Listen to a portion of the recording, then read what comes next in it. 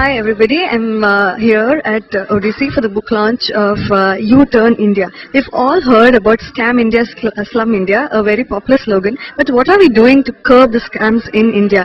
And with me over here is the author of the book, Mr. Hari and Mrs. Hema Hari, who is going to tell us more about this book. So over to Mr. Hari. Yeah, when we thought about this problem of poverty in India, we thought, what is this problem? Why are we poor? We wanted to analyze the reasoning behind it, and that gave us this book. We tried to look at the reasons of the prosperity of this land and how we've been plundered repeatedly, which we have analyzed now in this work as 3 waves of plunder. And what is happening now in our own lifetimes is the 3rd wave of plunder, where the Indians themselves are plundering themselves.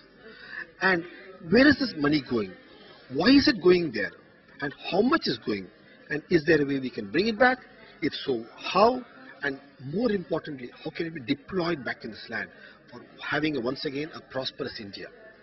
Okay, so I was just wondering, there are a lot of scams happening. So how did this whole idea of talking about this in a book, how did you get this idea? We got this idea about 3-4 years back, much before these scams came to highlight. We started writing the book. This book is an effort of well over 3 to 4 years of writing, because we wanted to speak about the prosperity of the land. So the scams, all this came up much later and became topical. That's what it was. If you actually see, when you say that we've had 3 waves of plunder, that means for every plunder to happen, there has to be wealth generated. So even after a wave of plunder, somehow the land seems to be generating wealth again for somebody else to come and plunder. And now it has happened the 3rd time over where we ourselves are plundering. So our main aim was to find out what is the cause for this regeneration of wealth. How is the land so resilient? What is making it so resilient? And in the bargain, we have also been able to understand, why is this 3rd wave of plunder happening? And the main difference, if you really see, is while the first 2 waves, which have happened over the last few hundred of years, they're not reversible in the sense that whatever has been taken out has gone off. This particular 3rd wave, since it's currently happening, and so actually coming to the 1st and the 2nd wave, you're talking about the history, right? How kings from other country or whatever came to our land and plundered and all that. So that's the 1st wave, and the 2nd wave we've spoken about. Europeans. 2nd is a colonial European plunder. Okay. Mostly by the British. Okay. But I was just wondering, all of us have learned the history and everything is done. So what is the point in just, reviving all that? Are we doing anything about it? No, right? So you're just talking about the 3rd phase in which we could make a difference, right? Yes. As she said, the first 2 waves of plunder has happened and gone. There's a 3rd wave is happening and it's available to be brought back. So it's repatriatable. That's why we use the phrase reversible 3rd wave of plunder. And the reason to stress upon this history, we all, like you said, very rightly, we have learned about it in our school books. We all know about Nadir Shah and Muhammad Ghori, Ghazni and all that.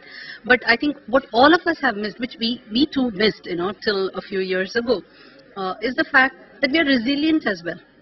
So it's not history has got a story in that.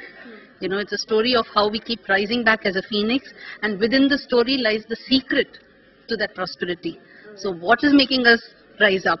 And that is what we have dealt with in this book. So because if you're going to reverse this wave of plunder and get back the monies, then you should deploy it to become, come back up again as another prosperous country. So how do you do that? What was that secret is what we deal with in this book. Okay. Talking about what all you've dealt in this book, what kind of research did you have to do? Where did you have to go? Did you go to different places and then do those places research and all that? How have you compiled everything together, and how long did it take?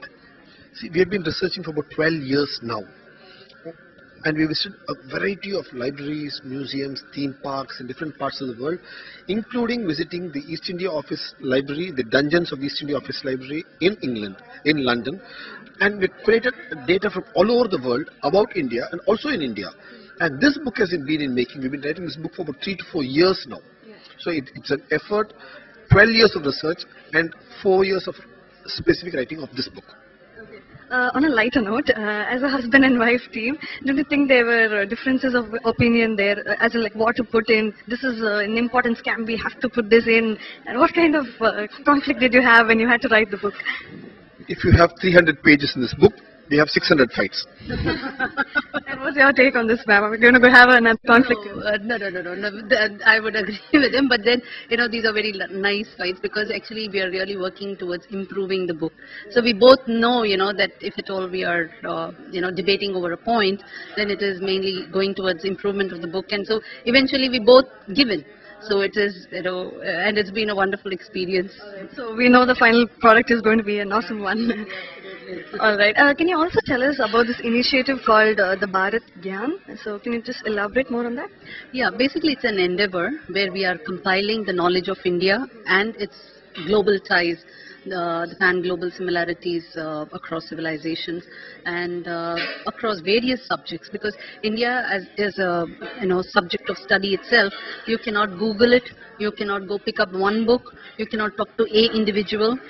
You find that the information is scattered over so many resources. Some are old manuscripts, some are detailed writings by Western authors, some are Indian authors, some are in the legends of folk tales and various other stories from grandmothers and so on.